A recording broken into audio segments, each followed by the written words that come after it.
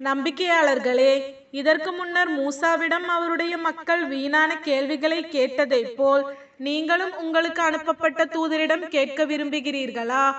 எவர் இத்தகைய கேள்விகளை கேட்டு தன்னுடைய நம்பிக்கையை நிராகரிப்பை கொண்டு மாற்றிக்கொள்கிறாரோ அவர் நேரான வழியை விட்டு மெய்யாகவே தவறிவிட்டார். வேதத்தையுடையவர்களில் பெரும்பாலானவர்கள் நம்பிக்கையாளர்களாகிய உங்களை நிராகரிப்பவர்களாக மாற்றிவிட வேண்டுமே என்று விரும்புகிறார்கள். அவர்களுக்கு உண்மை இன்னதென தெளிவாக தெரிந்த பின்னும் இவ்வாறு அவர்கள் விரும்புவதன் காரணமெல்லாம் அவர்களுக்கு உங்கள் மீதுள்ள பொறாமைதான். ஆகவே அல்லாஹுடைய மற்றொரு கட்டளை வரும் வரையில் அவர்களை நீங்கள் மன்னித்து புறக்கணித்தும் வாருங்கள். நிச்சயமாக அல்லாஹ் அனைத்தின் மீதும் மிகவும் ஆற்றலுடையவன். அன்றி நீங்கள் தொழுகையை கடைபிடித்தும் ஜக்காத்து மார்க்கவரி கொடுத்தும் வாருங்கள்.